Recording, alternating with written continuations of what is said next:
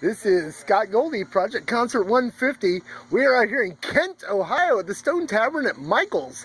And I am here with the guys from Baroque Monody. Last time we talked to Jenny the Vampire Slayer, but we are talking tonight to Rick and Charles. Representing Pabst Blue Ribbon. Representing Pabst Blue Ribbon, which you can also get at Trademark. the Buzzbin. Oh yeah, it's All a over the staple walls. down in Youngstown too. Yeah. And hipsters everywhere, pretty much. Yeah. Yeah, we'll forget that happened. We'll just write that off. Forget the hipsters, people. All right. I'm inspecting. Don't mind me. Okay. When you started this band, when you and Jenny got together and said, "Hey, let's do Baroque Monody," what did you really have in mind at the time? Wasn't really sure. I mean, I had a batch of songs written. I knew I wanted a female touch to them. They were my stuff that I had initially was a little more on the heavier end of what we do initially. And when I met Jenny, she really kind of balanced me out. She pulled other influences out of me that I wasn't really tapping into at the time.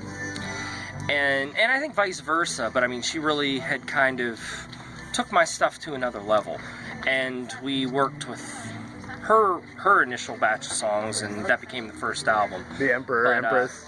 To answer your question, going into it, I didn't really know what to expect. We just kind of went with it and just kept working together for the first few months, and it became what it became. Okay.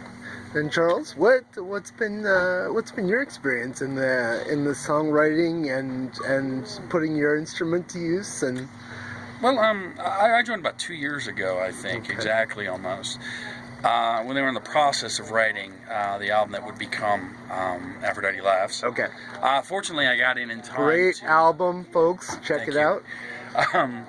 I got in time to bring in some music, which Jenny and Rick were able to arrange in such a way that it didn't sound so alien to Baroque, that it fit two songs of Carpenter and Nero. And basically, coming in, I liked the record. I got 2 songs deep in the record after Rick asked me if I was interested, and was like, okay, I'm ready. They were sufficiently weird and eclectic enough for me to kind of feel at home. Because there was a little bit of heavy, which is in my background, but also like I've got kind of a sweet tooth for pop. Yeah. or elements of pop. What was your initial reaction when they said, "Well, we're shoegaze"? You know what? I had to kind of like go back and look and see like what the hell is shoegaze? And I really thought Maisie Star and Cockatoo Twins and things like that. And this is shit that I like. So like, and I now refer to us as doomgaze. I think I invented that, but I'm not sure.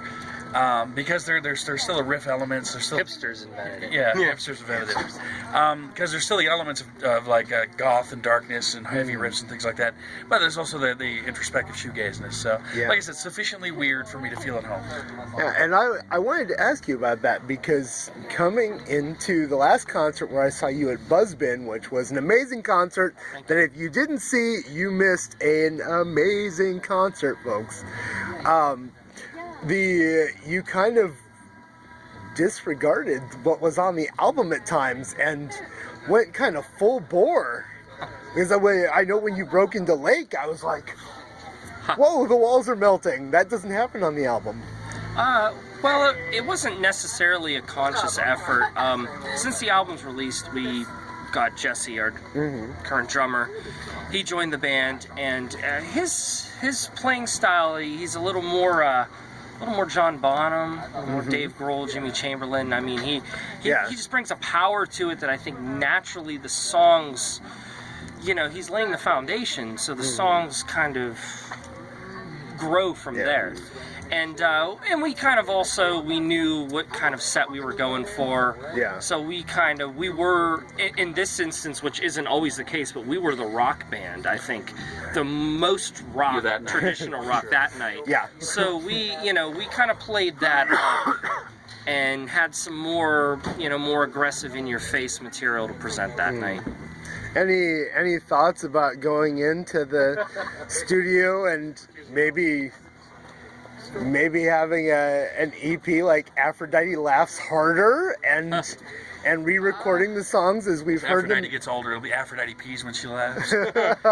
But any thoughts of re-recording the harder versions of some of those songs? Not necessarily. I'm a firm believer that when you write something, you know, if I could go back to even the early material, there's things I do live now that weren't on the first record, weren't on the second record, but I think that's natural progression.